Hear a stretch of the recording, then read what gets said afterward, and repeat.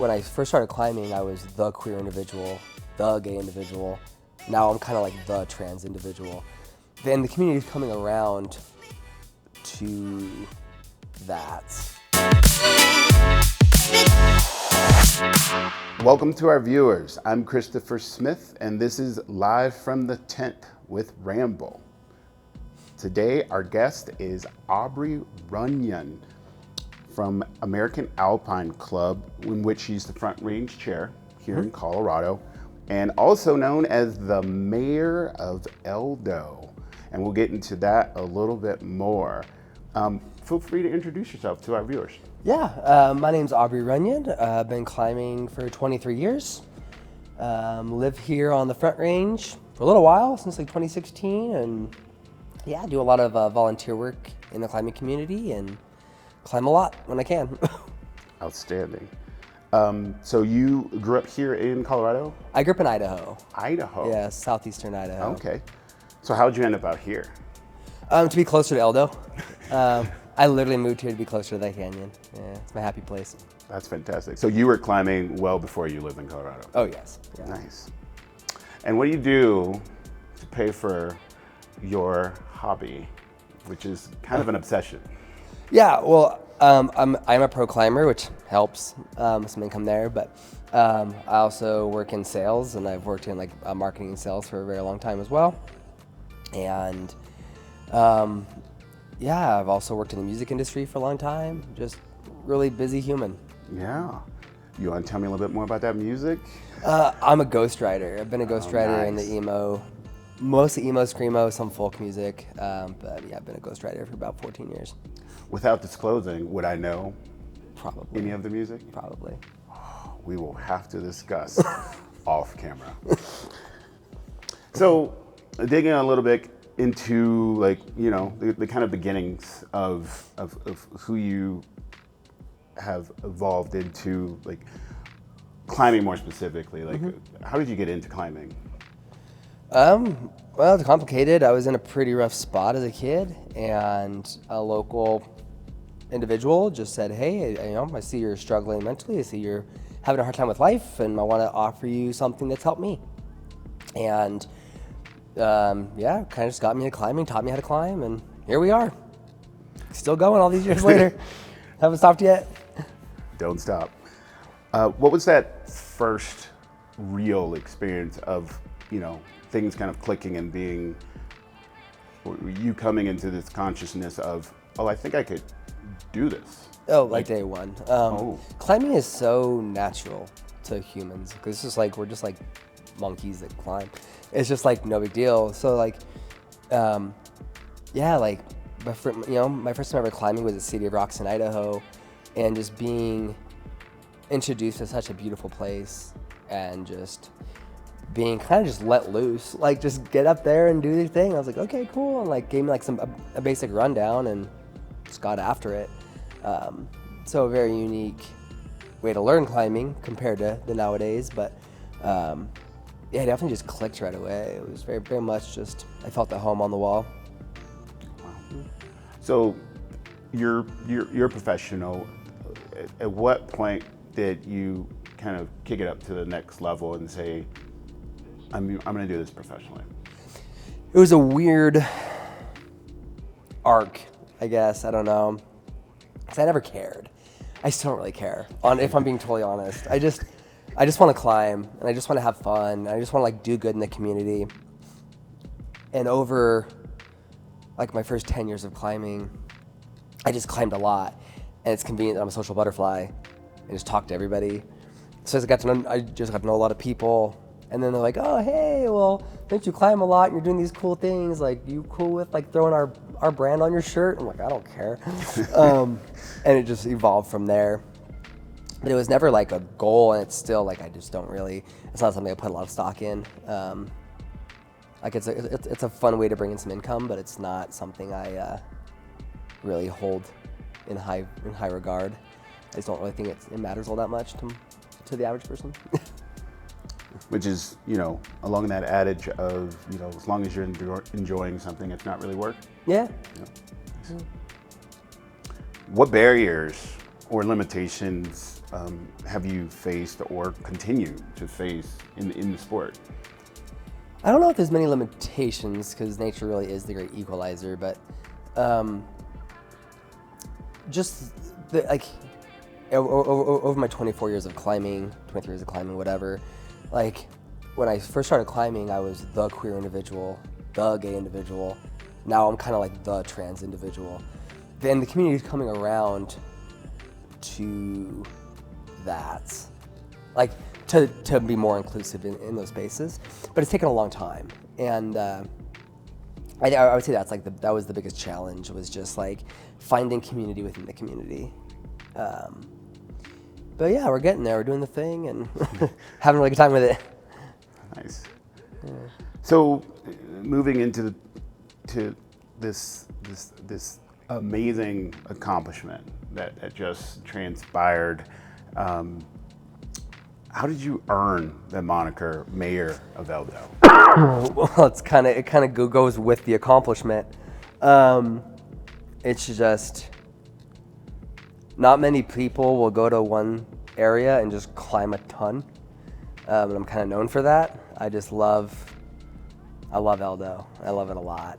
And I don't know, maybe 5 years ago, my friend Sam was just like, "Damn, you're like the mayor." Like the, dang it! I was doing so good, but like you're like the mayor of Eldo. You're out here all the time, and I was like, "Yeah." I'm like, "Cool."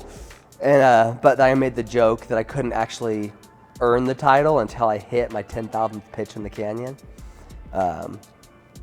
Yeah, so now I can own it. That's fantastic. So, what's special about Eldo to you? It's beautiful, and it feels like home to me. I feel a peace there that I don't really get many other places. Just as far as, there's not many places I know better. It truly is my home. I flow on those walls like I just belong there. I love the climbing style there, which is known for being very scary. But I love being scared, and I love pushing through that. And they're pretty like decent size, decently tall walls for the area. Being up to like 700 feet, 800 feet, which is pretty rare for this area. So that's really nice just to have that so close locally. But yeah, it's just a really special place to me. It really does feel like home. And what was the motivation behind hitting this 10K? Like, did you know you were going to climb Eldo this many times, or it just became so natural that it racked up? Yeah, at first it just racked up.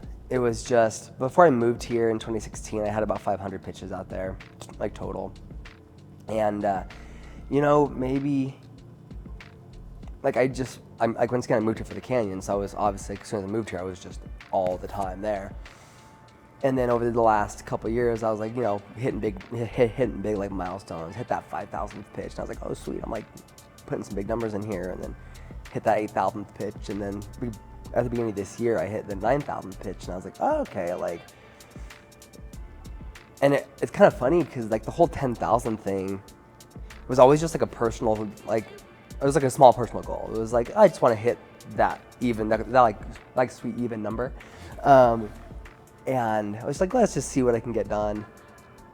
And then I had a week like a month and a half ago that was just going to be filled with a lot of heavy conversation and a lot of very deep topics. And in preparation for that, I wanted a big win to go into it with. And I was like, I'm just going to push right now and hit that 10K.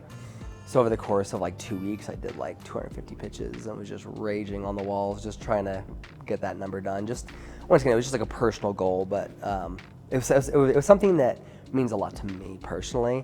It means really not, like in the scheme of things, it means nothing, but it was just an important thing for me. Wow. Well, congratulations. Appreciate it. That's some amazing perseverance. Speaking of perseverance, I understand that you had to deal with a situation during a climbing session. You care to talk to us a little bit about that? Yeah, sure. A little backstory on that is I have about 12 years of a search and rescue experience. I quit doing SAR about 3 years ago for mental health reasons. It's just very taxing to always be dealing with folks on their worst day. You're not getting calls for good reasons. And it gets tricky. So then, got about a year and a half ago, I was just out climbing with my really good friend and was in preparation for a big trip. And heard someone yell falling, and the group above us fell about 150 feet, linked together and wrapped into a tree. I was able to save one of them, couldn't save the other. Very crappy situation, and a lot of issues of my own came out of that, like as far as like my own injury, but then like just mental health collapse afterwards. And it's hard to feel like you failed your community in an important way. Like I realized I was able to save someone, and that's amazing, but like at the same time, it's like I also lost someone that had a spouse and had family and friends, and I just couldn't do anything for him. And once again, like I'm not able to have communication with my family, so to have the climate community is my family, and to feel like I had let them down was greatly troubling to me, and took me a long time to overcome. Yeah, but accidents do happen. Yeah. And sadly with climbing is usually when they do happen, they're pretty bad. Because just a lot can go wrong. So I'd venture to guess that in many ways, you had to come back to climbing to kind of heal in the same way that it felt like it betrayed you. Yeah, in a lot of ways. So it's interesting, like, I, like most people, use the outdoors and nature to heal in the first place, or to be able to, like, not run from your problems, but have a way to put your energy into something. And I did that same thing. So it's really tricky when your escape or your healing process becomes your trauma. And then it becomes, okay, I want to get it back to a healthy place, but how do I get there in a safe, healthy way? But then once again, being injured in the accident myself, I tore a huge hole in my abdominal wall and tore some ab muscles in half, and just from overexertion. And having to take 4 months off of climbing immediately after this accident. So then having to sit with the trauma and just dwell on it almost did not help the situation. So then, I had this long process of grieving, and then of a lot of self-hatred in the beginning, and like having to overcome that and try to rectify in my mind the reality of what happened and what I couldn't do because it was impossible to do. Like that man was gonna die whether I was there or not. There was nothing I could do about it. And having to like come to that realization and give myself that forgiveness was huge. But then just a lot of therapy and having to really put a lot of work into, once again, finding a way to make this trauma and or make this sport healthy for me again, because for a minute there it wasn't. Yeah, it was definitely a heck of a roller coaster to work through that. Thank you for sharing. Yeah, of course. So along that same vein, you are involved with the organization American Alpine Club. Can you tell us a little bit about how that has been for you and your experience? Yeah. So, the American Alpine Club is just a big nonprofit that does a lot of work in the climbing community, and not just climbing, just the outdoors in general. We're just all kind of happen to be climbers. But it's been nice to have support to make big things happen. And once again, like this is my family. So being able to put a lot of value back into the community and put a lot of energy and personal time, but having this organization backing me in what I'm doing has been just very helpful.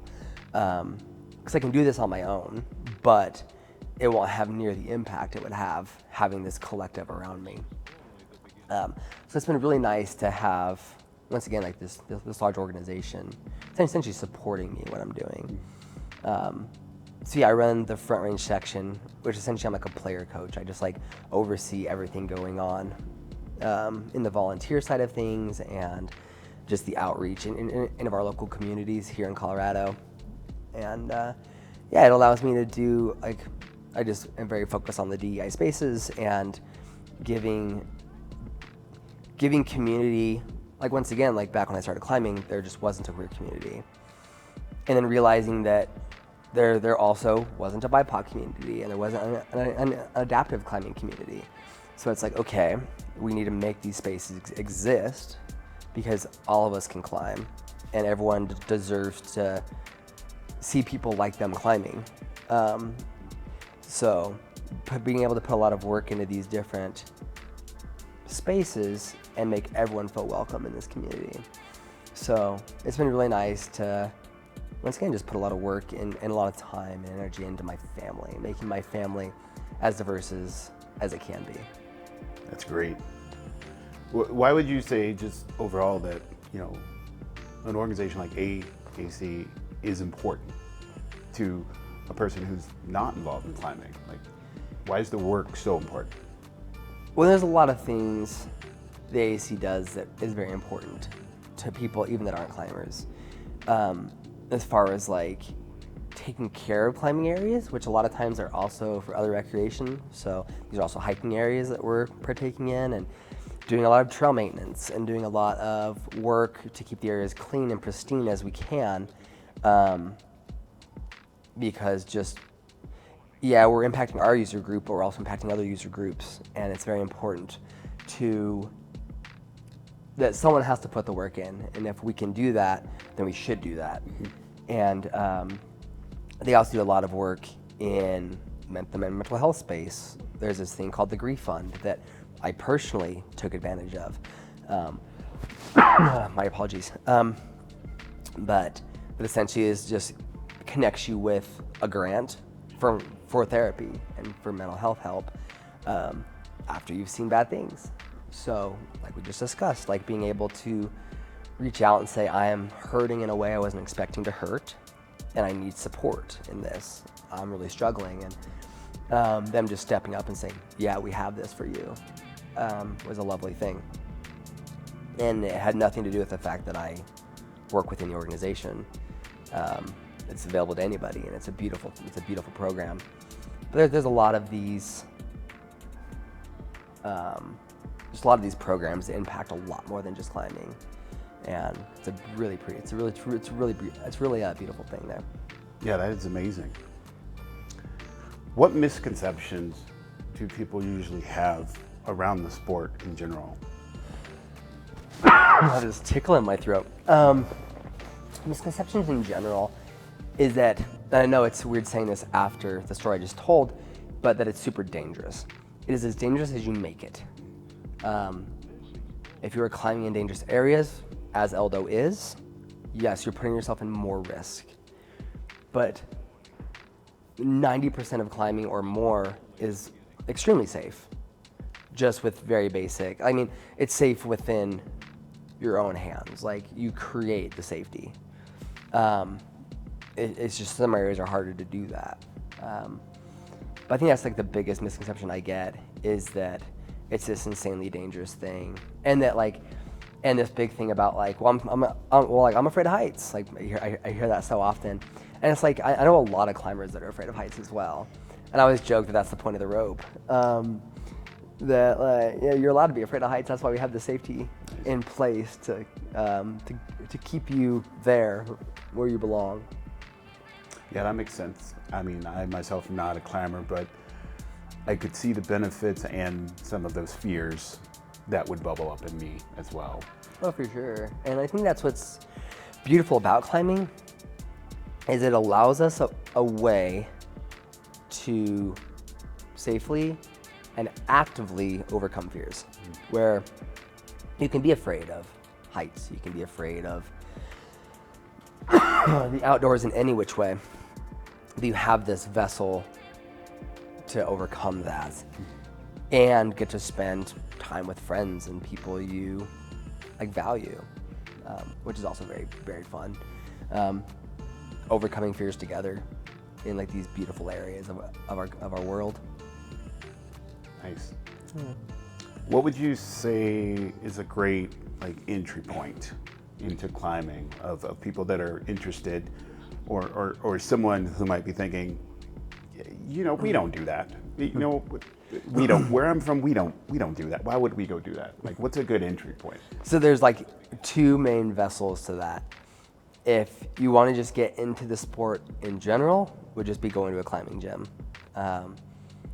They have so many programs to get you started in just basic climbing techniques and basic education that will just get you on the good path. And then you can transition to whatever form of climbing you want. There's all these different like variations of climbing that you can get after and have all kinds of fun. If you want to get outside climbing on real rock, it'd be to hire a guide. Hire people that know what they're doing and go and have a really good safe time. Definitely the best ways to get into it. Nice.